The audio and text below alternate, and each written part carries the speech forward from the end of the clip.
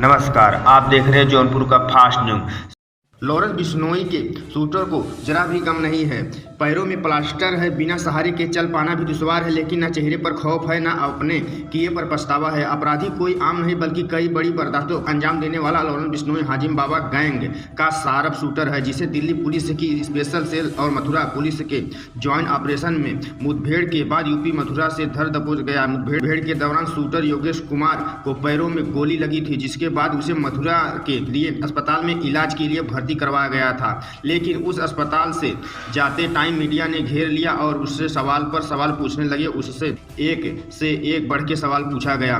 बाद में कई सवाल पूछे गए। कैसे वारदात को अंजाम दिया, सुपारी कैसे मिलती है, कांड को अंजाम देने के लिए कितने पैसे दिए गए, लॉरेंस से कभी बात हुई है, और तो उससे ये भी सवाल पूछा गया कि लॉरेंस गैंग के निशाने पर कौन है। इस सारे सवालों का जवाब योगेश इतनी आसानी से दे रहा था कि मानो उसे कोई महान काम किया है, कि जो चेहरे पर डर भी नहीं था। वारदात को अंजाम देने को सही भी बता रहा है। योगेश का कहना है कि बाबा सिद्दीकी कोई अच्छा आदमी नहीं था, उस पर मकोका यानी महाराष्ट्र संगठित अपराध नियंत्रण कानून का केस लगा हुआ था। मकोबा आम आदमी पर नहीं लगता है। अब कोई बीच में आएगा तो न। इस शूटर की जरा देखो, कोई भी खौफ नहीं है इसको जरा भी। हम क्या बोल रहे हैं, क्या करें, इसका क्या मतलब होगा। बिना डरे निडर होकर ये सवाल को का जवाब दे रहा है। तो कुछ लोग बीच में आ रहे हैं तो फिर कुछ ना कुछ तो होगा ही।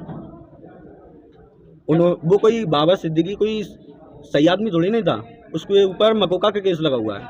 अब आम आदमी पे तो मकोका का केस लगेगा नहीं। और बताते हैं वो उसके दाऊद से भी कनेक्शन थे। तो ऐसे लोगों को चिन्हित कर रखा है, क्या पहले नहीं की जाती है इस बारे में? तो सर मैं हकीकत बात बताऊं तो सारी जानकारी होती है और मिल जाती है। जैसे कि किसी की भी जानकारी निकालना, जैसे कि कैसे निकल जाती है? अरे क्या कहते हैं, ये फ़ोन चल रहा है, नेट है, गूगल है, सारी चीज़ें मिल जाती हैं। मतलब जिसको निशाना बनाते हो पहले उसके बारे में डिटेल पूरी निकालनी पड़ती है जी। हाँ। क्या पैसे की कोई डिमांड होती है? नहीं, पैसे की कोई बात नहीं। पैसे की